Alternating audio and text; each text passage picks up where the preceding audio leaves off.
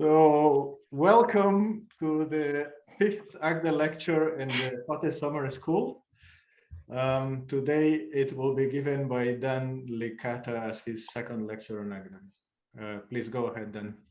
Thanks, and thanks everyone. Good to see you back today. So, great. So this is the second in the lectures on higher inductive types. And if you saw the lecture last time, let's see, screen sharing working. Right, okay. So last time we started talking about higher inductive types. So that is the idea that we can present a type by generators for the points of the type, but also the paths in the type or the identifications in the type. And the sounds like we need a transcript going. If somebody can work on that. So what we're doing with higher inductive types is presenting types by these generators. And there was a great question in the chat that I didn't really think we could talk about yet until you'd seen at least a couple examples of higher inductive types, which is, okay, so what do these higher inductive types have to do with like actual mathematical structures? So people asked like, wait, I thought the circle was supposed to be made up of points in like real numbers, pairs of real numbers, points in the plane, something like that. And what are these higher inductive types where we generate a point by a type by a point and path constructors have to do with that? And so now that we've seen some examples last time, like the 1-point circle and the 2-point circle and some other higher inductive types that we saw in the previous lecture, the idea conceptually is that these types give you a presentation of these geometric objects inside of type theory, but then the process for relating them to the actual mathematical thing that you might think of first is a little bit involved. So what happens is that you take a higher inductive type and type theory with a circle and maybe with the univalence axiom, which we'll get to soon, that kind of type theory, you do stuff in that type theory. And then there are mathematical models of that type theory where you can interpret the type theory in a particular mathematical setting.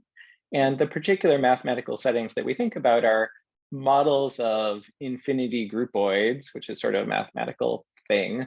And it doesn't really matter what they are specifically, but you can model them as, say, Kohn complexes and simplicial sets or some other mathematical model of the structure that types have. So this goes from type theory to math, if you will. But then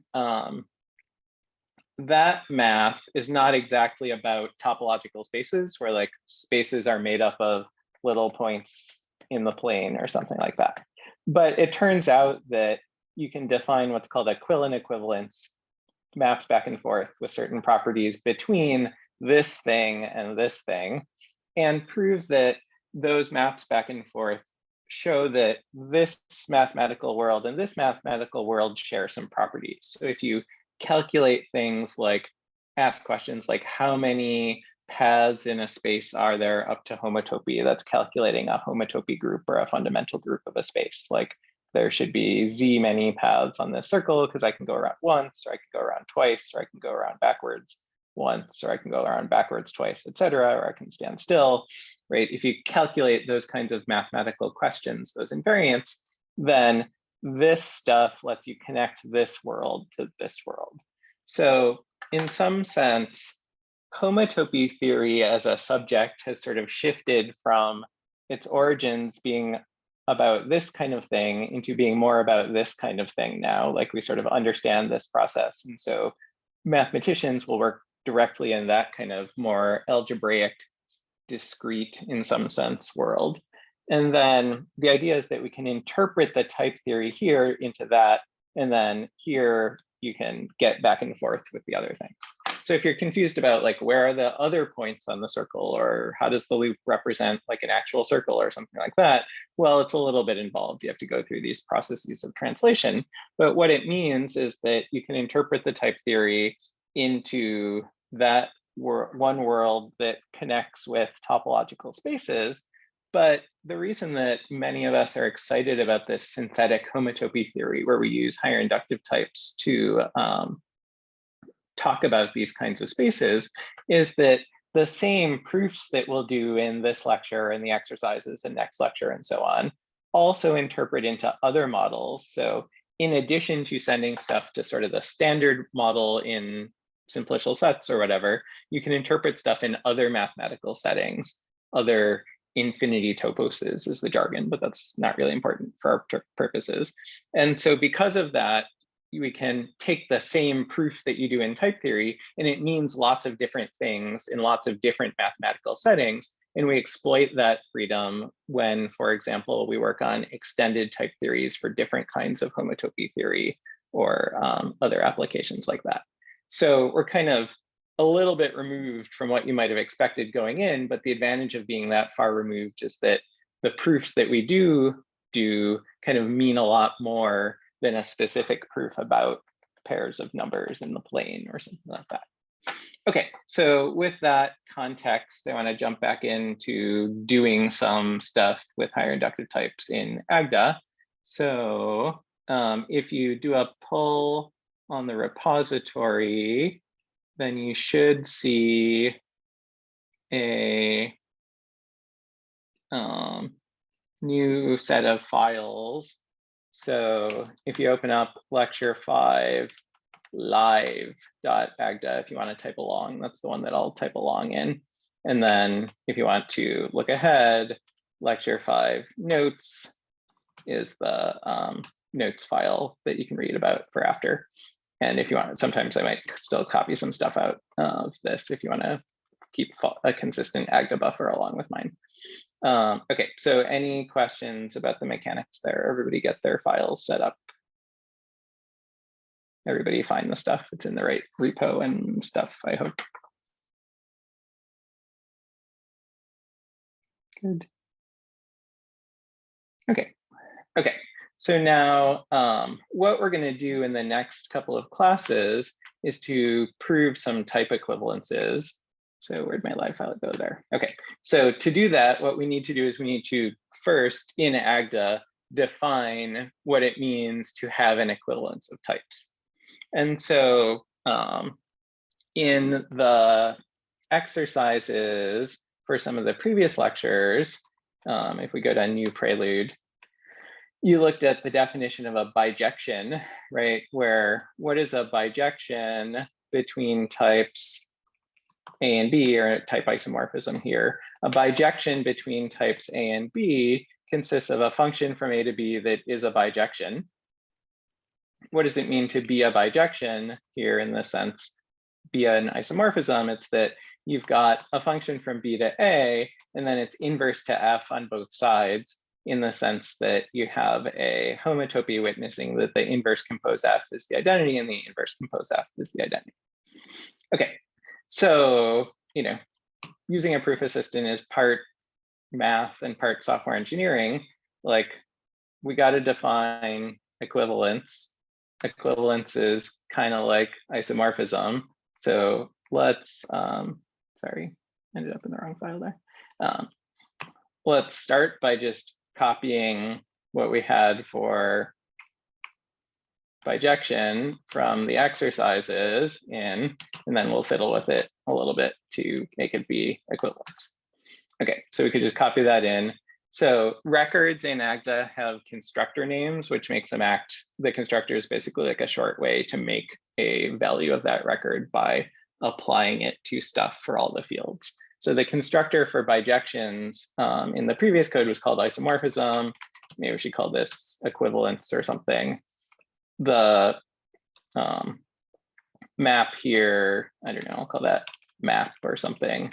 And then I don't know how to replace bijectivity, but we could say, I don't know, is equivalence or something there, like that.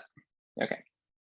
And then, well, is bijection is wrong because that was for the one that we copied from the library. We could call that is equiv. Good. All right. And so far we haven't really changed anything, right? Because we just said that a equivalence consists of a function from A to B along with a proof that it is an equivalence, but then is equiv is the same data as bijection or isomorphism before. So now we want to use your knowledge from the hot track and think about how should we modify this definition to be a good coherent definition of equivalence instead of just a definition of an incoherent equivalence or isomorphism or bijection or whatever you want to call these. Any ideas? Okay, somebody suggests inverse on either side, need a section and retraction. I like that. Cool. Okay, so what we're going to do, just because it's the easiest thing to code right now live, is that we're going to use the bi-invertible map definition of equivalence, which means we don't just have one inverse, we've got two inverses.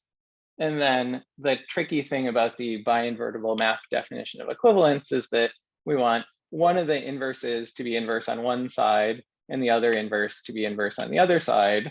So something like that. Okay, how does that look?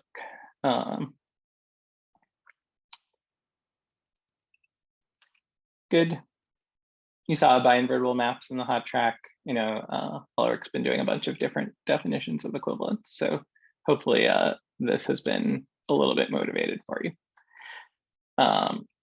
If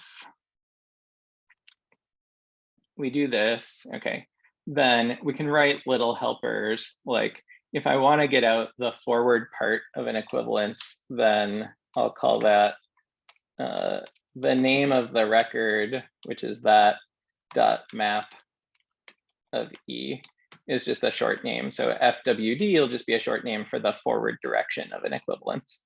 And then backward will be a short name for the backward direction. And to do that, I'm doing the, so this is, if you don't want to copy and paste it, this is equivalent sign is \sim for similarity equals. Then this is that dot is equivalence of E. And then what we can say is equiv dot inverse maybe of that. Okay, so this isn't super important. Most of the time we will just use pattern matching to take apart records. And so you don't really need to remember the field names.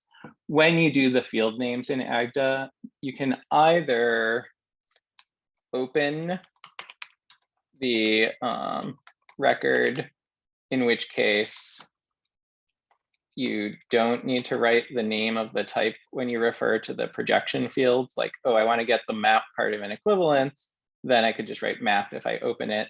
Since I won't really be using these very much, I didn't do that. And then when the records are named with these funny infix operators like this, so that when we actually write an equivalence, like the underscores are what lets you write a twiddle, a equiv b with like the equivalent sign in the middle, then it gets a little bit awkward to write the record name as a module name to project the field, because you're you know, writing this mix fix thing with its underscores, but it's okay. Anyways, once we've defined forward and backward, we don't really use any more of the field names in the rest of the class. So if Agda records are confusing, then don't worry too much about it for today. Were there questions about that stuff that we should answer in the video?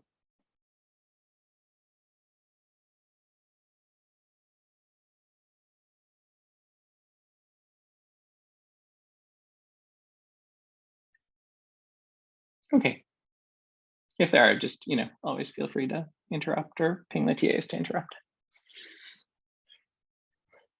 All right, so now that we've got a definition of equivalencing to Agda, we can just, for example, start doing some stuff with it. Like, for example, we can show that any isomorphism, A iso B, right, which is just two maps back and forth that compose to the identity, can be improved to a bi-invertible map.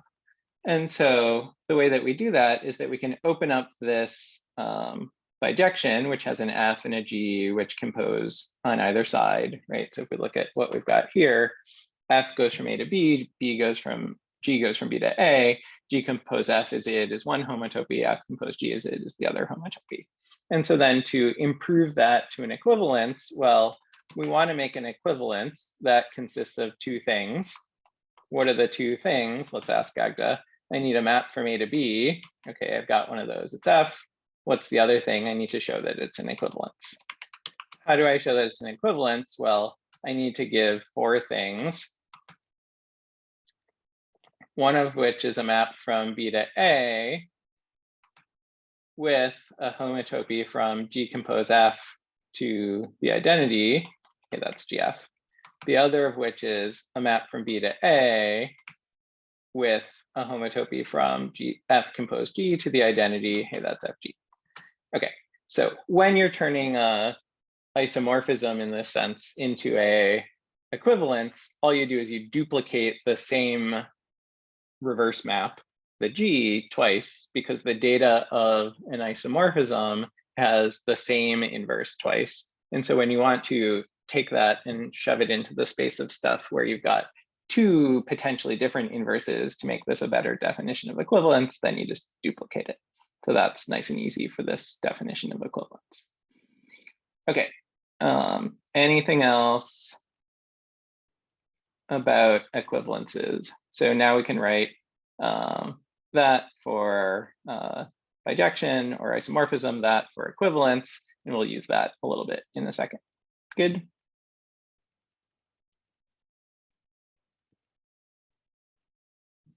Cool.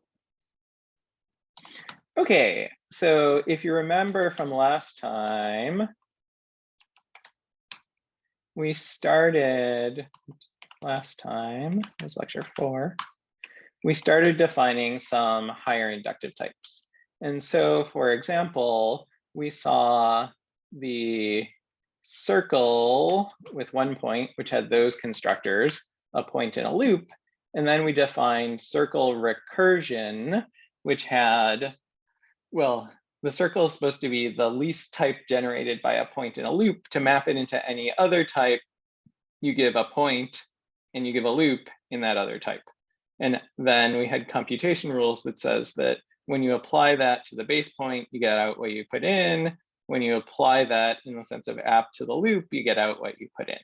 And then we use that recursion principle to do a bunch of stuff. We looked at the 2-point circle. For the 2-point circle, it has 2 points, a north and a south, 2 paths, west and east, both of which go from north to south. And then we said, okay, for circle 2 recursion, non-dependent elimination, if you give me 2 points, north and south, 2 paths, west and east, then that determines a map from the circle into X, right? So if X is a type with 2 points and 2 paths between them, then you get a map from the circle into X. And then there's some computation rules for that stuff that say that you get out what you put in. So these are what's called the simple elimination rule or recursion principle or non-dependent elimination rule for these higher inductive types, which alludes to the fact that we haven't quite finished our work yet in defining higher inductive types because we don't yet have the dependent elimination rule or the induction principle or stuff like that, if you remember that distinction from talking about natural numbers and Booleans in the first few lectures. So we want to work towards that. The thing that's going to be a little bit tricky about that is that we'll need a new notion that we haven't really talked about yet in order to state the dependent elimination rules for these types. So there's one new kind of general definition, and then using that general definition, we'll state the dependent elimination rule for the circles and other higher inductive types. And then where we're going with this is we're going to use those dependent elimination rules to, for example, prove that various functions on the circles are in fact an equivalence. That's one thing we'll do later on. Okay, so to do that, I need this new ingredient. So the new ingredient, let me actually do some pictures for a little bit, is you can kind of think of it in two different ways. So if I have a type A, we'll do the type theory first and then do the picture, and a family B that lives over A, then suppose I've got 2 points, A1 and A2, and then I've got in A, and then I've got 2 points, B1 and B2 in B that depend on a different element of A. You can't exactly ask that, for example, B1 is equal to B2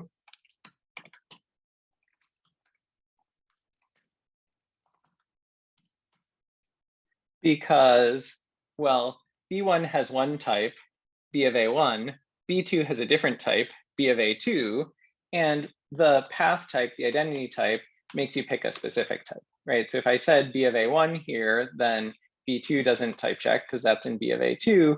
If I said B of A2, then B1 doesn't type check because that's in the wrong type.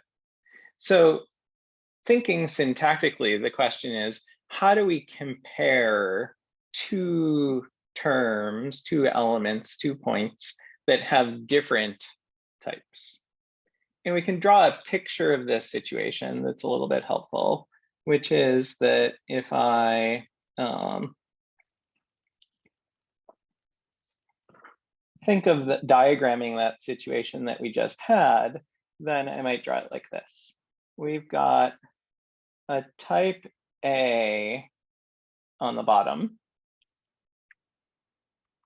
and I've got my A1 and my A2 in that type A.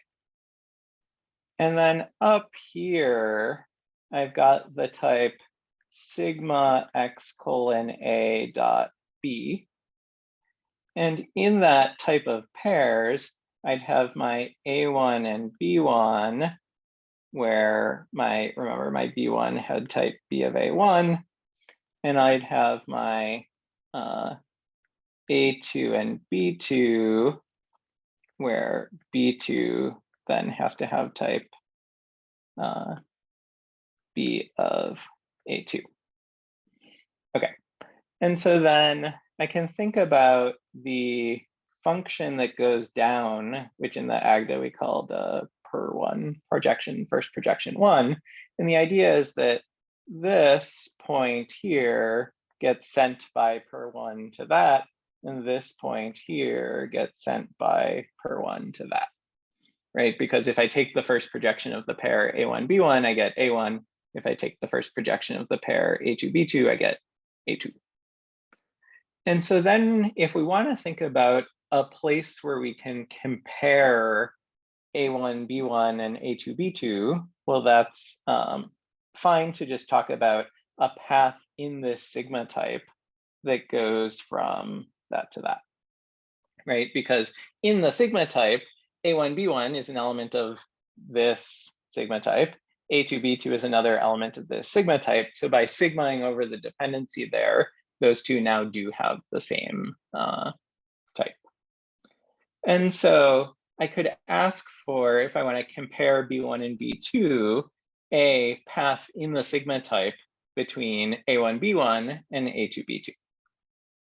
But we're often going to need to know what happens when I take, so if I call this P, then if I project here down, the path upstairs, P there, lives over some path app projection P downstairs. And we're often going to want to know that we have a path in the sigma that lives over a particular path downstairs. That is, it gets sent by per1 to a particular path downstairs.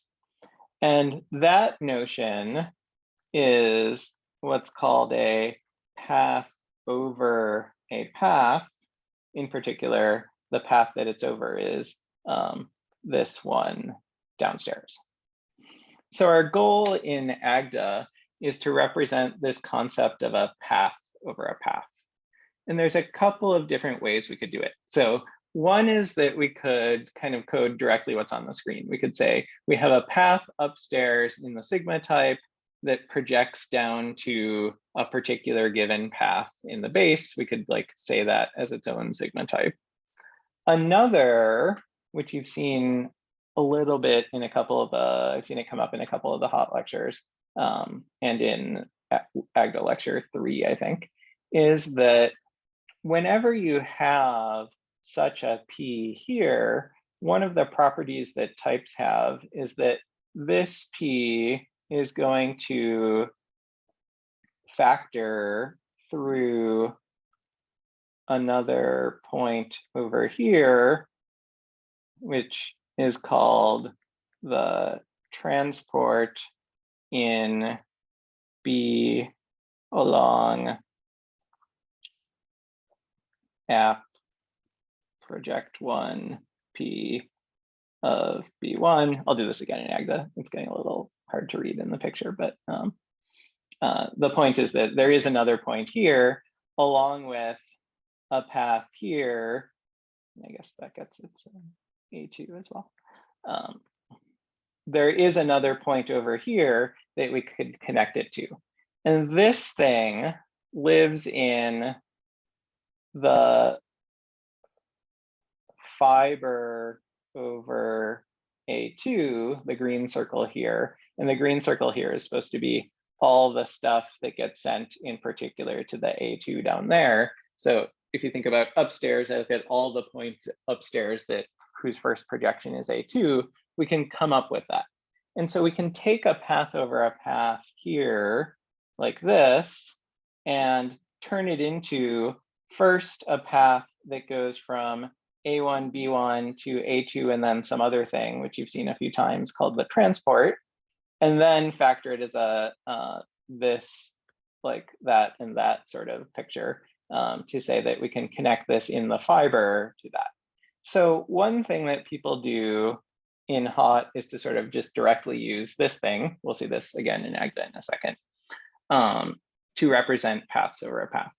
But the other thing we could do is to try to directly code this notion of a path upstairs living over a path downstairs using an inductive family. And I like to do that. I'm going to do that in this lecture for a couple of reasons. So one is that Agda works a little better in some ways when you do this as an inductive family. It also works a little worse in some ways when you do this in an inductive family, but there's some things about unification that make this a little bit easier to work with, especially when you're first getting started in Agda. But another is that when you get to Anders's lectures 7, 8, 9 on cubical Agda, the way you present kits in cubical Agda will map a little more cleanly to this direct definition that I'm about to do.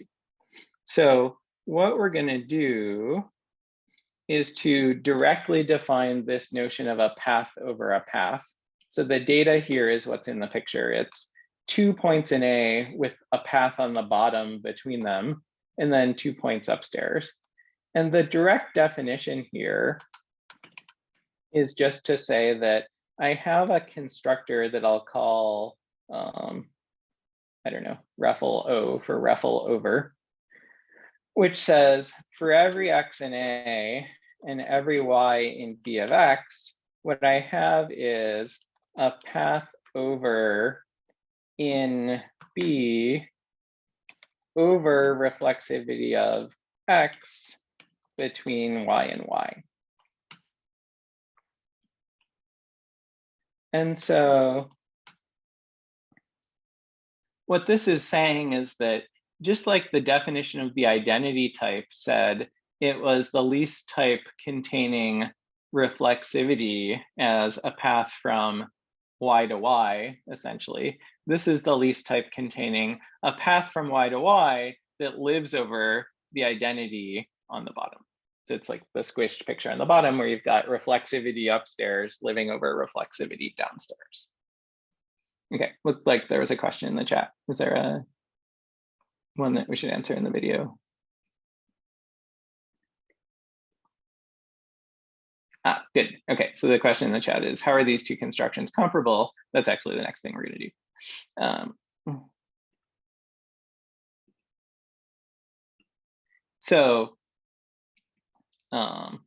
Okay, so I've made up some random inductive family. We don't yet know that it behaves the same, right? How do we check that it behaves right?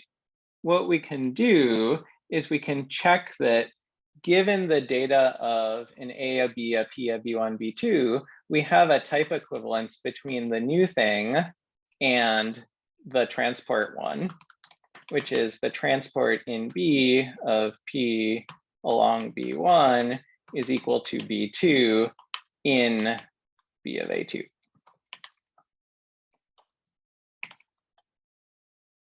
Okay, so what we're going to do is we're going to prove that these two things are equivalent. Oh, and I should say, explain this syntax mumbo jumbo. So officially, I called the type prefix pathover.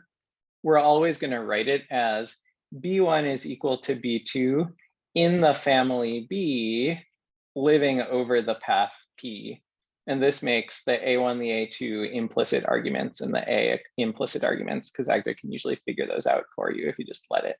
So the reason I'm writing it like this is that it's supposed to evoke B1 is equal to B2 in B, except up to this path P that equates the A1 and the A2.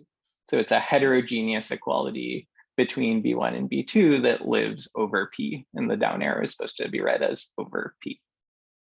Okay, this is syntax. It really doesn't matter if you understand like Agda's macros. The reason this has to be a macro rather than a like mixfix underscore kind of thing is that in any definition of pathover, the type B needs to come before the B1 and B2, because the type B here is used in the types of B1 and B2.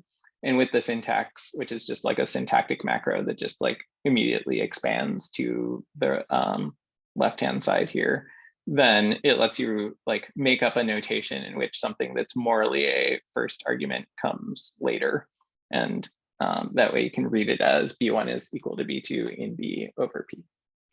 Okay, so to give you a little bit of a sense for how the transport and pathover stuff works, now we can do this. So what does it look like to prove this? Well, we're trying to construct an equivalence here like that, right? I get a type B, a path P, a element B1, an element B2, and I want to construct this equivalence between paths in B of A2 from the transport of B1 to B2 and pathovers according to this definition. And I'm going to do this in a slightly sneaky way, which is I'm going to immediately do path induction on P, just because that's going to make the whole rest of the thing a bunch easier. Because first of all, the transport along P cancels when P is reflexivity. And second of all, then I've just got a path over reflexivity left to deal with there. Okay, and so now I've got to write down my equivalence. Well, we defined equivalence a little while ago. We can get Agda to tell us what it is. First of all, it's a function from paths in B of A1 from B1 to B2 to paths over reflexivity from B of 1 to B2. And I'm going to use a, just for lecture, I'm going to use, you can write this out as a helper function if you want to, but there's a magic syntax in Agda for doing pattern matching inline. And so if I write curly braces here, then I can write, for example, I would like reflexivity to go to something. You know, the refiner actually doesn't know about this magic syntax very well, but oh no, it was confused because you need parentheses around the argument there. Okay, and so now basically I can inline use this curly brace syntax to do path induction, in which case I've contracted the input to reflexivity, in which case my output is supposed to be reflexivity. And then let's see, I need an inverse with 4 things. Okay, what are those 4 things? I need a map from paths over reflexivity from B1, B2 to paths from B1 to B2. So again, I can pattern match on that as reflexivity, in which case, oh look, I've path inductioned everything so that it's just a reflexivity that I need.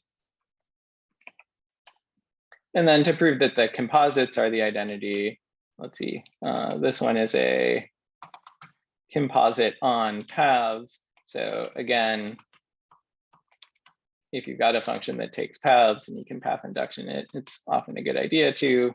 okay, if I path induction it, then hey, I needed to do the same thing.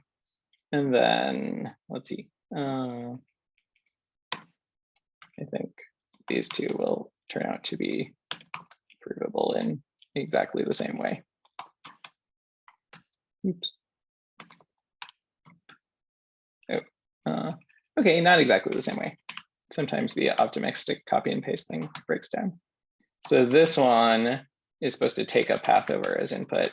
And so I want to match it like that. And then let's see what you want. It looks like reflexivity to me. Okay, so you can think about stuff, or you can just kind of like let Agda tell you what you need and fill in some reflexivities. And like, you know, I'm not totally sure what the mathematical intuition of this proof was, but the Agda intuition is just like break up your paths by path induction as much as possible. When that's done, you know, return reflexivity if you can, and you're done. So the point is that using the induction principles for the identity type and for the path over type, we can directly check that a path over like this is the same as a path between the transports. Okay, all right. So then in particular, this means that any homogeneous path gives you a path over reflexivity. So that would be, I guess, let me just yank this out because we'll need it in a second. The forward direction of this with P being reflexivity in, I don't know, whatever you want that to be. Okay. Applied to P. All right, so here we directly computed an equivalence, right? An equivalence has a forward map. So if we just instantiate this with a bunch of stuff, I think Agda might even be able to figure out that. Yeah, that's fine. So just instantiate that with enough arguments to get down to this equivalence part, take the forward direction of that, and applying it to P will give you that. And so we didn't even really need to bind P here. We could have data contracted that, in which case we just say, oh, that's the forward direction of that equivalence. Okay, so what this says is, in particular, if you have a homogeneous path, that determines a path over reflexivity. And then things will get a little more concrete in a second, but one more abstract thing before we talk about circles again. One of the main ways that you get paths over a path is if you think about what happens when you apply a dependent function. That is, I've got f, which is has a pi type x colon a arrow b of x, apply that to a path. For the app that we've been using so far, we can't app f on p, right? And that's because the app that we defined so far takes something that takes just a simply typed function a to b and sticks that on both sides of p. But what's the type of f of a1? It's b, but it lives over a1, b dependent on a1. What's the type of a2? It's b, but it lives over a2.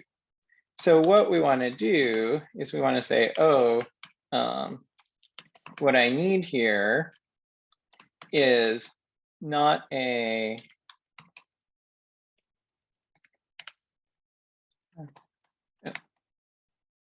homogeneous equality between these, but a heterogeneous equality, a path over between these. So the dependent app naturally creates a path over. And what do we need to make the types of f of a1 and f of a2 line up? Well, f of a1 has type b of a1, f of a2 has type b of a2. So we need a path that reconciles that dependency, which is going to say that what we need is a path in B that lives over a path from A1 to A2. And hey, we've got one of those. It's called P there. So the dependent app is really going to naturally create a path in the codomain that lives over the path that you app it on. And how do we define this? Well, always do function first. Path induction on that. Thanks. Yeah. And then what do we need here? Well, it's a path from f of a1 to itself that lives over reflexivity. That's reflexivity. Okay. And so I guess one syntactic difference I should comment on. In the lecture 1, 2, 3 code, reflexivity takes the thing you're doing reflexivity on as input. So that's why I'm always putting these underscores here. Agda is usually pretty good at figuring that out because it can work backwards from the fact that this type, knowing what this type is, to knowing what you were supposed to be doing reflexivity on. So as long as you know the type already, that input can be inferred by unification. And so I almost always leave it out unless you want to put it in for readability. When Agda can almost always figure stuff out, then the convention is to make it an implicit argument, or at least my convention is to make it an implicit argument. So I made all this X and Y, which together are an element of the sigma type that was in the top of the picture before, be implicit arguments here, which means that when I'm writing REFL over, I just write REFL O without any extra stuff. So in like my real hot libraries from a long time ago, when I was doing synthetic homotopy theory, I would make REFL just like be written like that because Agda would figure it out, but we're going like that. So that's the difference there. Okay, any questions about this?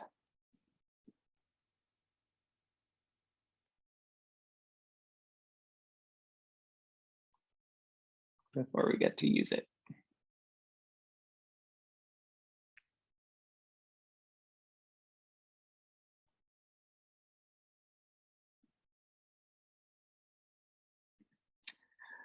Okay, so what we want to do now is to go back to the circle and use the pathovers to define circle elimination. So if you remember, let's go back to last lecture's content for a second and remind ourselves how circle 2 worked again. So circle 2 has points north and south, paths west and east, and the circle 2 recursion principle said what you need to do to map circle 2 into some type X is to map the north into X, the south into X, the west into X, the east into X, and then you get a map into X. So now the question is, what's the dependent elimination principle for circle 2 going to look like? And the thing we want is for a type family that depends on circle 2, I'll call it X to mirror this, then we want to create a element of the pi type for every X in circle 2, big X of the little x. And so morally, we want to say that like north and south have type X, but it doesn't make sense to just say that they have type X anymore because, well, X needs a circle input. And so if you think back to natural numbers or something like that, what is the case for 0 supposed to have? What type is that supposed to have? It's supposed to have type P of 0, right? So we'll say X of north and X of south for the types of the image of north is supposed to be an element of X that lives over north, and the image of south is supposed to be an element of X that lives over south there. Now we need to ask, okay, what's west and east supposed to be? And before they were paths from north to south in X, that doesn't type check anymore because, well, first of all, we would need like X of what? Maybe X of north. That doesn't work because south doesn't have the right type. Maybe X of south. That doesn't work because north doesn't have the right type. So what do we obviously need to do? We need a path over here. What do we need to be over to reconcile the types of north and south? We need a path from north to south. Which one should I pick? Well, the image of west should be live over west, and the image of east should live over east, and that's how things should go there. So the thing that I like about this path over notation is that it's more symmetric than using the transports that we proved that it was equivalent to, because north lives in x of north, south lives in x of south, west lives in x of west in some sense with endpoints north and south, east lives in x of east in some sense with endpoints north and south, and an s, sorry, there, like that. And so when you get to cubical agda, this will be sort of even more true than I'm making it here. But this style is a good intermediate point between what people do usually in Bookhot and like what you do in cubical tech theory. So if you want, you could equivalently transport along the above isomorphism and say that another way to render this that works perfectly well is to use the transport thing, which is just passing this type along the equivalence that we proved above. But I tend to like the direct path over ones there. Okay, so now we need a bunch of reduction rules. Let's start here. If I apply the circle limb with all that stuff to north, right? So it's always just like I've hypothesized all the same data as comes in here. So like you could use Agda to do that in a nicer way, but I just copy and pasted it to make it, you know, easier to read in some sense, less mechanism to read there. Then the question is, what should this reduce to? Well, the image of north is supposed to be n, and if I have circle limb applied to all of this stuff, then I get an element of this pi type. If I apply an element of this pi type to north, I get x of north, and conveniently was chosen to have x of north. And so we can fill in n there and analogously south there. And then we can install those as rewrites like that. And then do stuff like that. Okay, and so now we want to ask, okay, what happens when I apply a circle limb to west? Well, the circle limb is an element of the pi type. So first of all, in what sense can I apply a circle limb to west?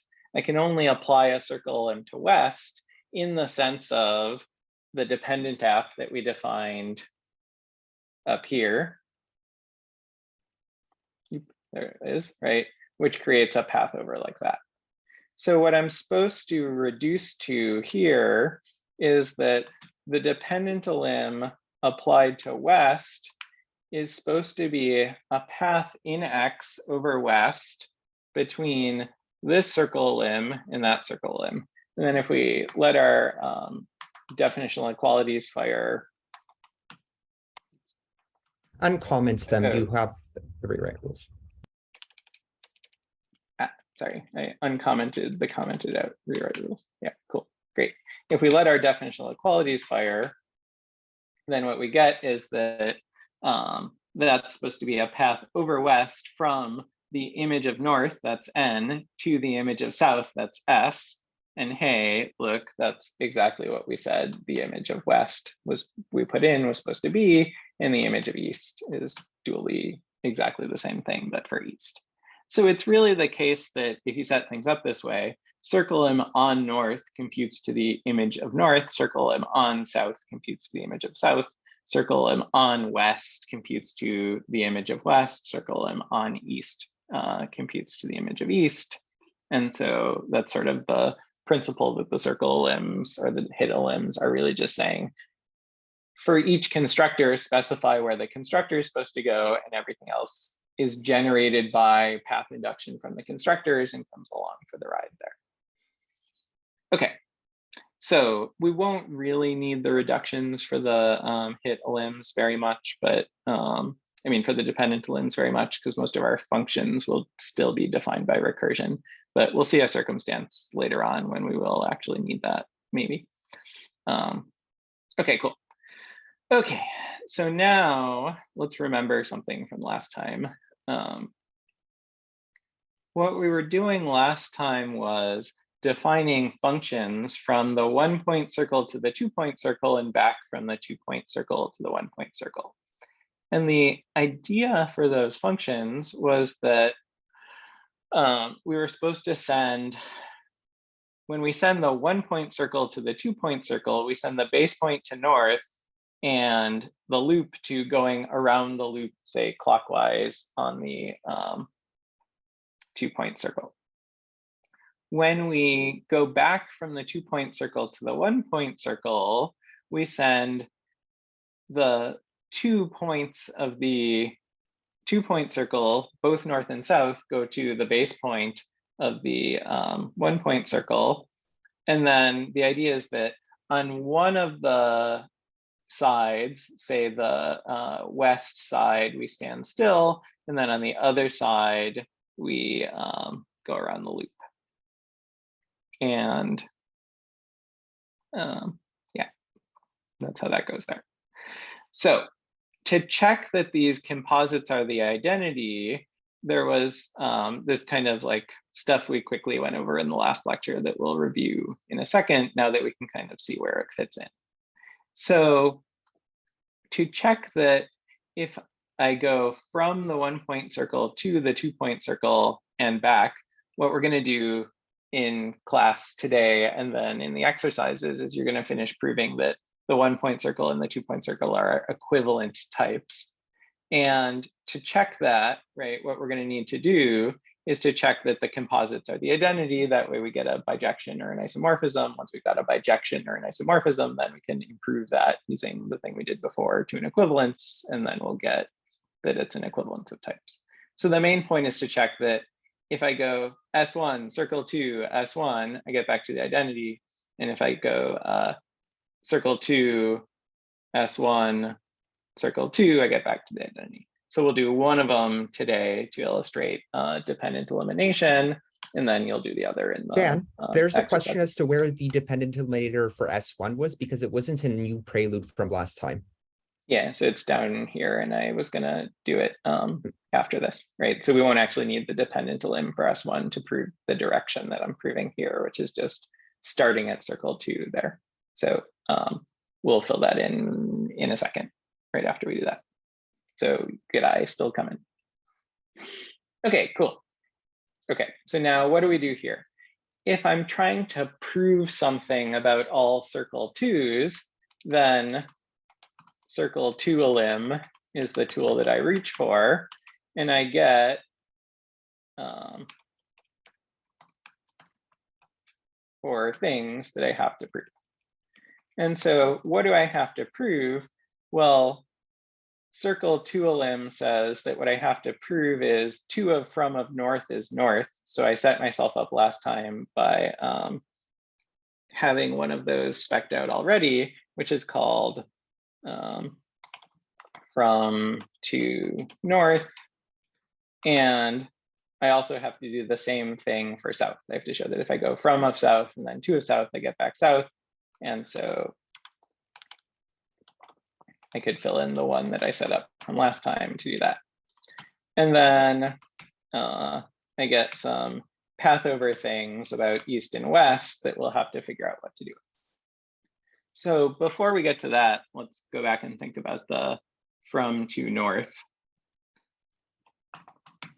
So this one turns out to need a path from north to north, because from of north reduces to base, 2 of base reduces to 2 of base reduces to north. And so we can fill in reflexivity there. We could fill in anything we want, right? Like it doesn't matter what we fill in. We could put in, it does matter what we fit in, but at the point of just solving this goal, we could put in something else here, right? We could put in any path that we want from north to north. We're not forced to pick reflexivity, but we can pick reflexivity. Then if we go down here, we have to go from north to south, right? So this is a little bit weirder because south gets sent by this function to base, base gets sent by this function back to north. And so what we need here is a path from north to south. It's not the case that we came back literally after we just do the reduction to the same point we put in south. We've got to supply a homotopy here connecting north to south. And at this point, we could put in west, that type checks. We could put in east, that type checks. There's lots of other things we could put in that type check. How do we pick what we get there? Well, what we need to do is we need to pick this path such that we can solve these goals down here that have to do with like all of this path over stuff here, right? So we don't have a free choice exactly, because whatever we pick from to south has to have certain path overs that connect it to whatever we picked from some to north along this east path in this dependent type here. Okay, so what does that look like to do that? At this point, we're faced with kind of a mysterious path over goal. And it's not exactly clear yet how to proceed, right? Like, well, I need this path over thing. How do I make such a path over? And the key thing to think about when you get to path over a path goals like this is to think about rules for what path overs are in particular dependent types, in particular fibrations, in particular B's in the picture from path overs before, and think about, can I come up with a characterization of paths over a path specific to this situation? So what we're going to do whenever we see these path over goals is to invent a lemma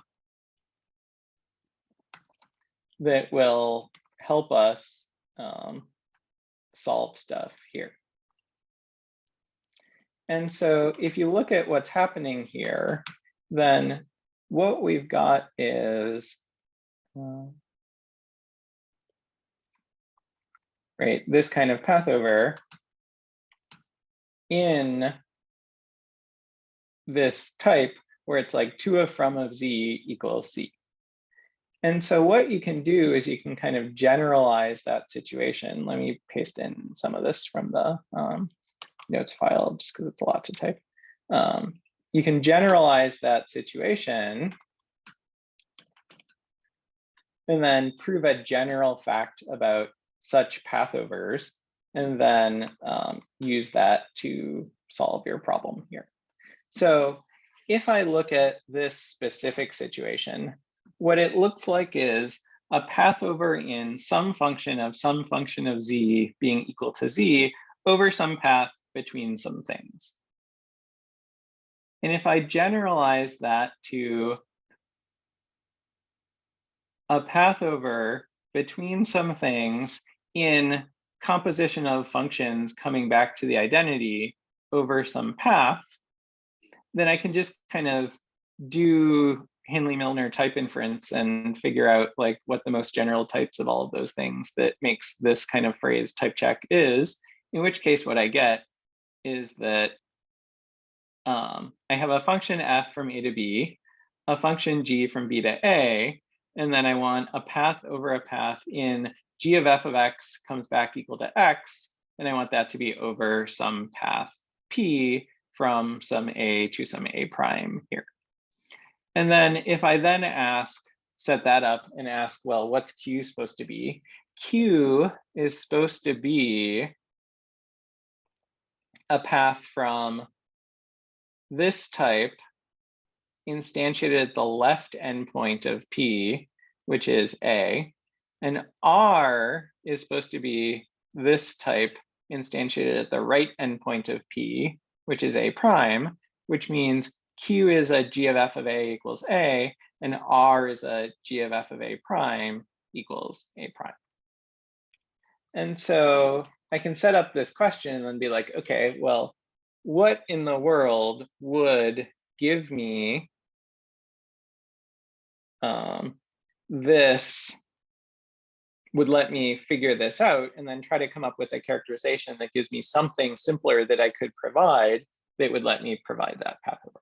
And then if I do that, I can use that lemma to say, for example, if my G is, actually, I bet Agda can fill these in.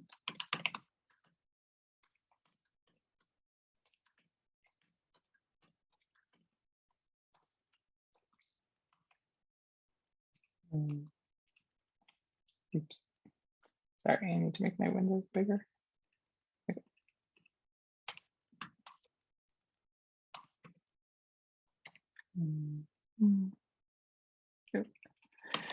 P is an explicit argument. Yeah, okay. So if I use this, let's see, G is 2, F is from, fill these in.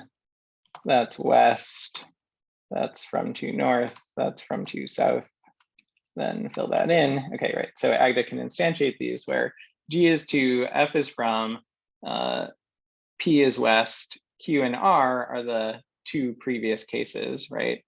Then I can instantiate my lemma and ask, okay, what should I be proven about all this stuff in order to get such a path over?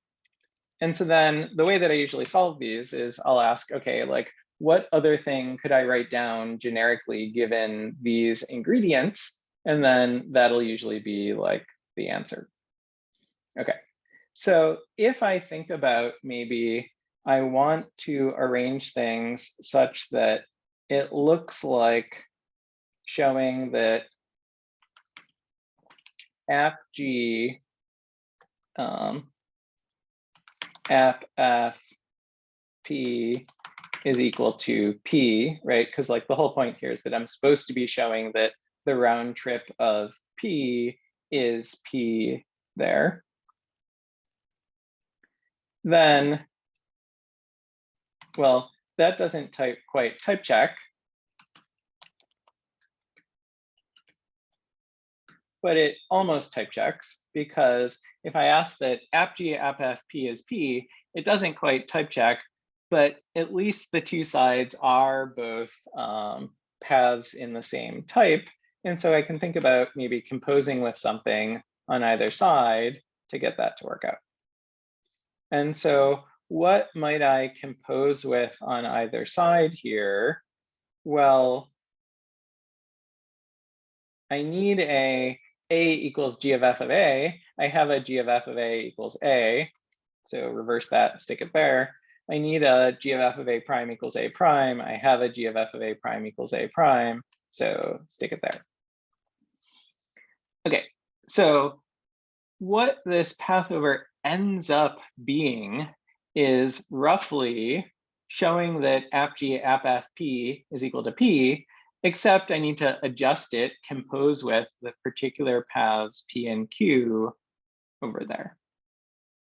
And so you can prove, maybe for time I won't do this in full, but you do path induction on the P there, GF path induction on the P there to get it down to showing that something good's happening there. And then you can get it down to that. Once you've done path induction on P, it's a path over reflexivity. And so we can do the, what's wrong there? Oh, sorry, I need my other input there, which is this thing. After we do that, we get it down to being a homogeneous path. And I won't fill this one in, but basically, I need a proof that Q equals R then. And what I have is that bang Q, inverse of Q, compose R equals the identity. So you move Q to the other side and then reverse it. And then you've got your proof that Q equals R. So you can read a proof of that in the notes, but it's really just the kind of path algebra that we were talking about last time and nothing fancy going on there. So you get this path over goal that's in particular GF x equals x. You characterize it by saying, okay, for that path over, what I want is to have, some phrase that looks like that, and then reduce it to this. And then now that you know what a path over in this kind of dependent type is, you apply that lemma. And then what you need to do is to then do the simplified form here. Okay, and that's got a unit law that I'm just going to kill unit left just to get that reflexivity out of the way, and then get down to the form that will match up with what's upstairs. So now the idea is that I want to use, for example, this from to west. And so what you can see, okay, let me go back to this version so you can see it, is that ignore the reflexivity here. You want to show that app to app from west composed with from to south gives you back west. So the weird thing that I stated last time and said, well, this is what you want to prove, but I'm not really in a position to tell you why you wanted to prove it. Why you want to prove that this is true, it's because if you use the dependent elim for the circle, and then use a characterization of the path over a path in the particular type that you're talking about, the goal that you get involves from to north and from to south, and in particular, reduces to needing to show that bit. So if I fill that in from to west, then make it unhappy about that, but make it happier in a second. Then I need to do this. And so if we then try to prove this, well, app2 of app from west, what is that? If I do app of from is a circle to rec west, things.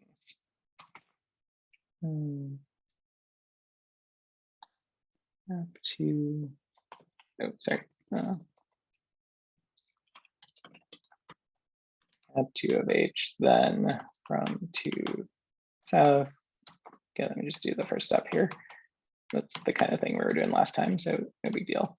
Then we get down to this.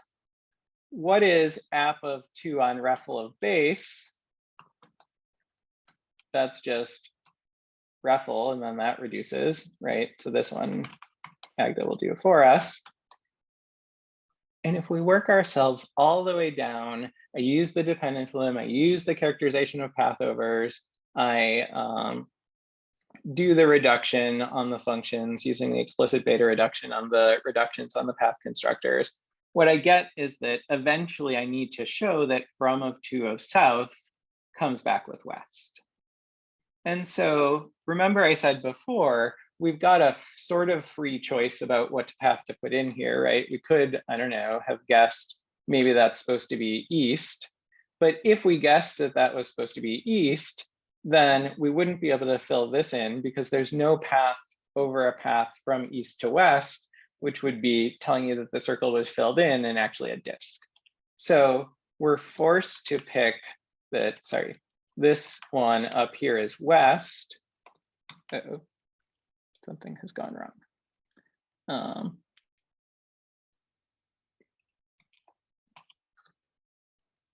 Okay, we're forced to pick something that I've done has confused Agda. Just roll back that one. We're forced to pick that this is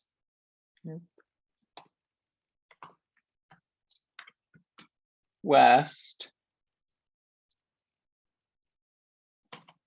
Fix that in a second. We're forced to pick that this is west, in which case this step here turns out to be reflexivity, and maybe this one was right.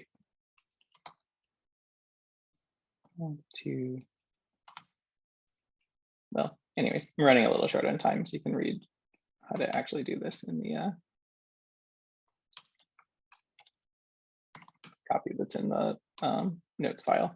I think doing this path algebra live is not really the most important thing to do with the last 15 minutes here. But the point is just that when you fill in west here, then you can prove that from of 2 of south is west. So the later goal actually determined what you had to do there. Okay, and so then let's try to finish. All right, Agda has gotten a little confused. Let me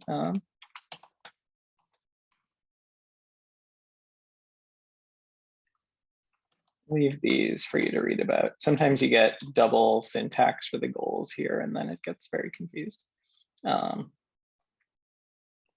And so what do you want to do here? We want to do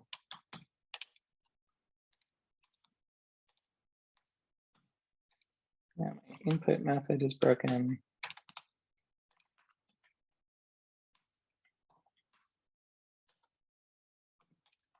And then it left something, then something.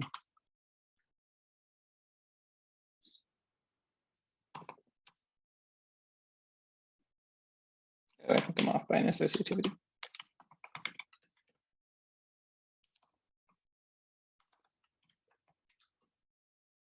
Reassociate it that way. Is that the right direction of that lemma? Yes.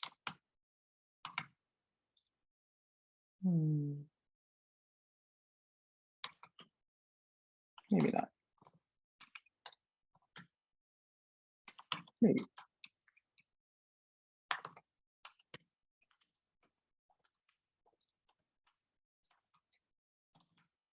Okay.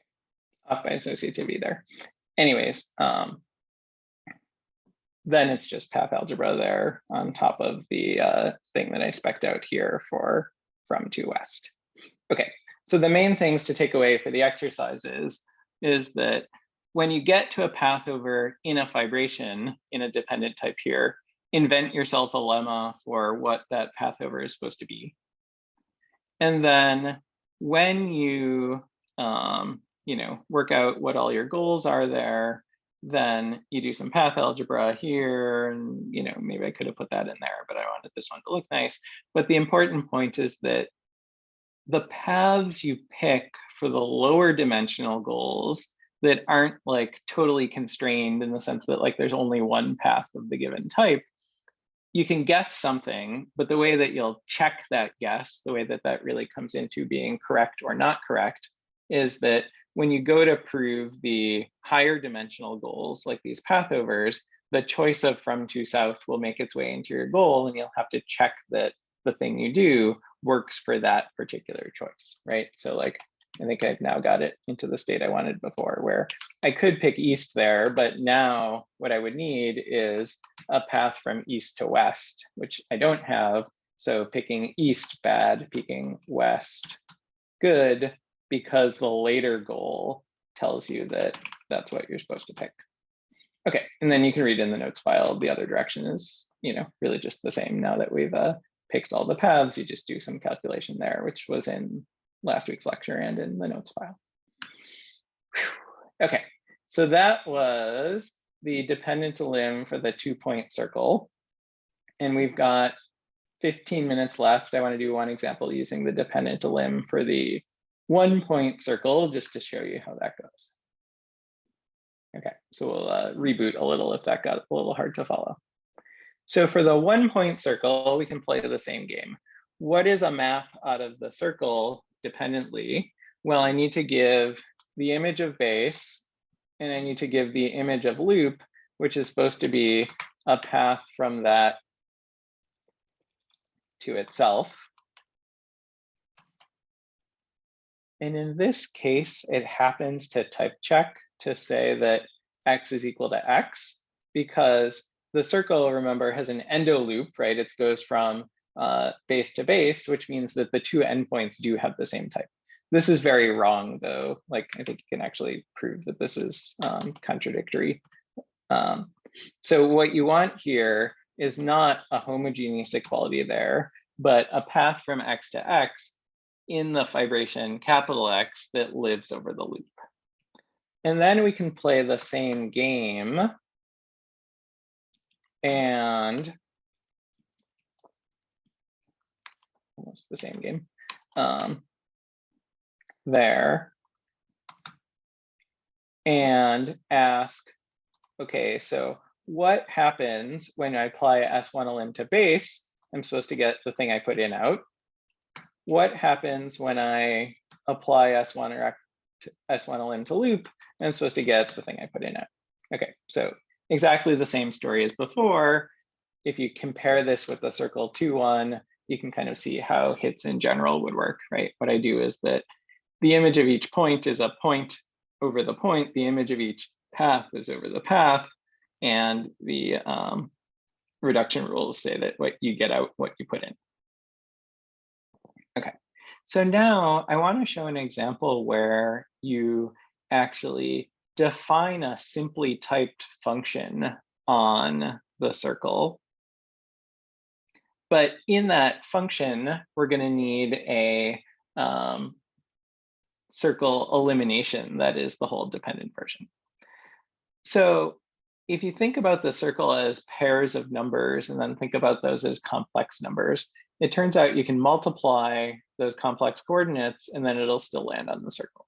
And so that's an operation that gives you a way to multiply points on the circle. You can't do exactly that in type theory, but there is kind of a shadow of that operation, which is a function from S1 cross S1 back to S1 that in some sense multiplies the points.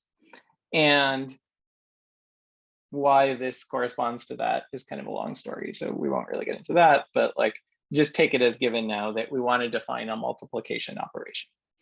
And, you know, I mean, okay, like there's lots of functions, right?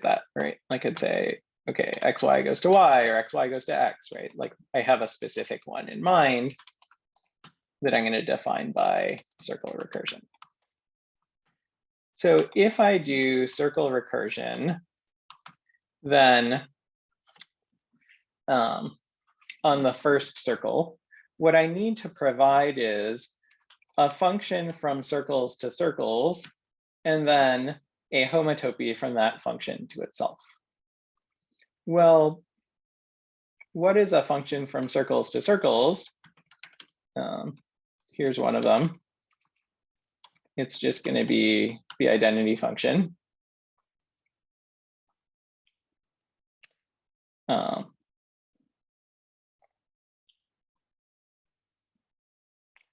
What is a path from that to itself? It's a path in the type S1 to S1 from lambda XX to lambda XX.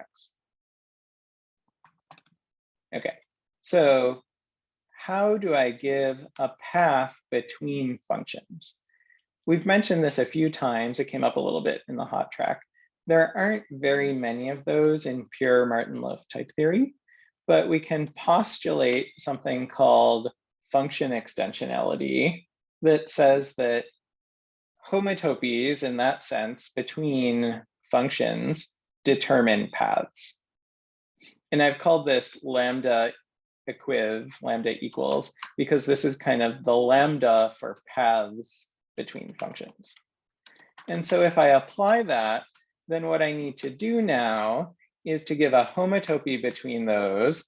Well, what is that? That's for all x in S1, x over x. So inside of my relatively simply typed thing, what I need to give now is a thing that looks like a dependent type, right? It's for all x in S1, x equals x, a path here, which is exactly where the dependent elim for S1 is what we need. So by applying function extensionality, I get down to that spot. And then, okay, so what do I do there?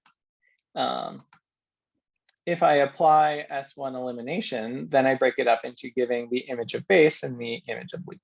And for the image of base, because of the type I was eliminating into was x equals x, if I plug in base for x, I get base equals base, which means one thing I can do, this turns out to be the one I want, I could plug in loop as that. And then here I get another one of these path over things. In this case, I need to give a path in the dependent type z equals z from loop to loop over the loop.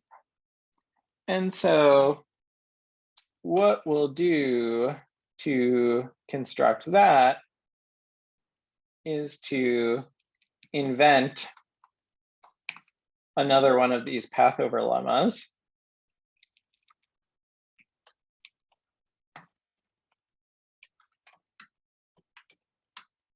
And inventing another one of these path over lemmas.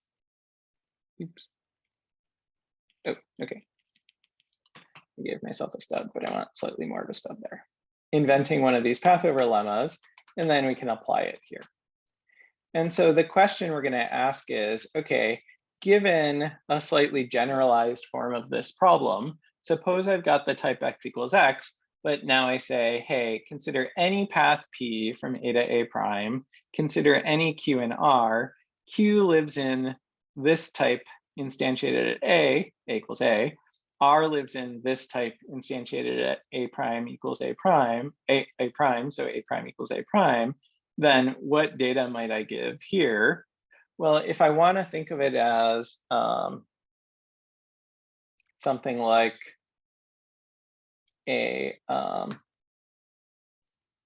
square here, then I can say, maybe I want to ask that Q then P, let's see what type that has. That's an A to A prime is equal to, well, what would it be? P then R, because P goes from A to A prime, R goes from A prime to A prime there. And that kind of uses all the data. And so then if I say, oh, let me think that P is reflexivity, then you can see that I get goal here, which says that,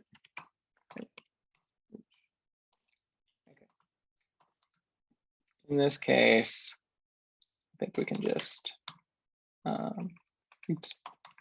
match on H as well.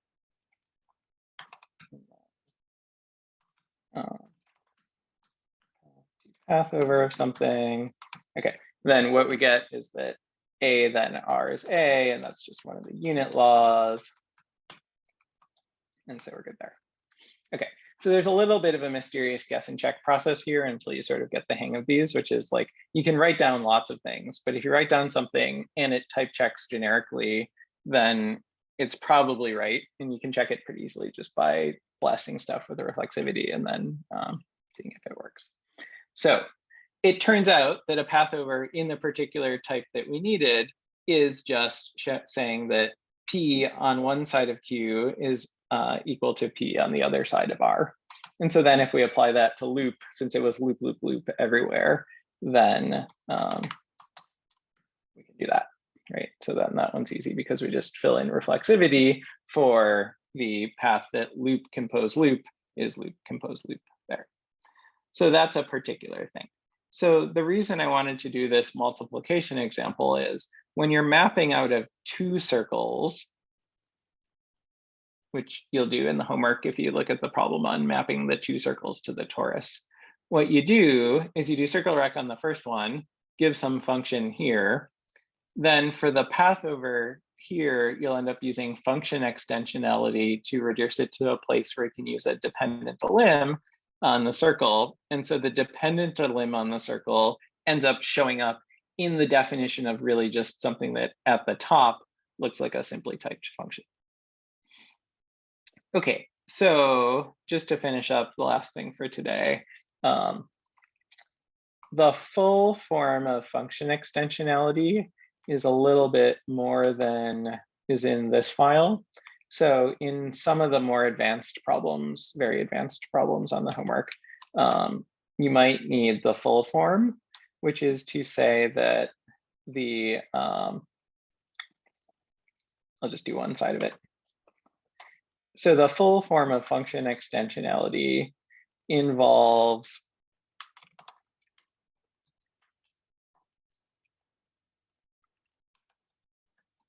if the lambda equals is the thing that turns homotopies into paths, well, the converse of that, turning paths into homotopies, is actually already definable in pure Martin-Liff type theory. And then the best way to state function extensionality is to say that this thing that goes from paths to homotopies is an equivalence. If you know, we could just stick that into the file, but one of the consequences, which is the one that you'll need in the homework if you get to this problem, is one of the section retraction laws for that, which says that if I start at a homotopy between F and G, turn it into a path between F and G, turn it back into a homotopy, then I get back what I started. And then the rest of the bi-invertible map is like another lambda thing with the same type as lambda equals, and then the other composite there. So you can postulate all of that. But the point is just that we don't just need to turn homotopies into paths. We need to know that, in fact, there's an equivalence between homotopies and paths, which means that when you apply a path to something to get out a homotopy, you get back out what you started. And so if you look in the notes file, it does the whole postulate of this thing being an equivalence. But a lot of the axioms that we add to HOT are of this form, where you think of a particular map and then assert that that particular map is an equivalence. And the reason that that's a good form of axiom to add is it's actually adding a proposition. So you would know that all axioms with that type are equivalent, because it turns out that this is a homotopy proposition, but we won't really need that in the active file. Okay, so the exercises are kind of two categories of stuff. So the required ones, you're doing the summer school for fun, so like nothing's required, like go to the beach or whatever, it's summer. But if you want to do something, then the best ones to do are ones where you're doing the other direction of this composite, and then another simple example of dependent limb on the circle, and then one where you're defining maps from two circles to the torus, for which you'll want to use like this kind of template of code as a good model for that. Then after that, there's a bunch of harder ones that I put in for the people who have more background, in case you want to do some more synthetic homotopy theory. They don't use anything that we haven't covered, but they use it in kind of more complex ways. So it might be hard if you're just doing this stuff for the first time, then I would focus on the first three. And if you don't get to the last ones, that's great. Like we won't need them on next week. Okay, so hopefully you got a sense for how to deal with dependent limbs on higher inductive types today. I know it was going a little fast at times, so watch the video or go back through it. You really have to play with this stuff yourself to figure out what's happening. Okay, thank you all for listening, and we can do questions too. Thank you, Dan. Thank you very much for the nice lecture. Other people can upload in the chat if they want. That's good. So I wonder if people have questions, further questions for Dan? Do we want to do any questions on the recording? Are there any questions that came up in the chat or anything? Well, one question that was just posted, we may as well answer it live, is why is it in general a good thing that axioms are propositions? Yeah, that's a good question. Well, okay. One reason is that this is more of a heuristic than a something specific to propositions, but it's often hard to make axioms in a fully homotopy coherent way. So like if you started to postulate some structure, you end up needing paths and then paths between paths and paths between paths and blah, blah, blah, blah. If you can phrase your axiom as a proposition, then it's sort of automatically homotopy coherent. So I think it's sort of a sufficient condition for there being a finite way to write down some infinite data is one reason why it's nice if they're propositions. Thank you for the nice answer. So is there any other question? Yeah, and I think we can do other questions after we turn off the recording if we're ready to stop recording, if anyone has those too.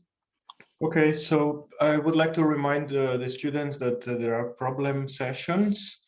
Please check the Discord for the timetable.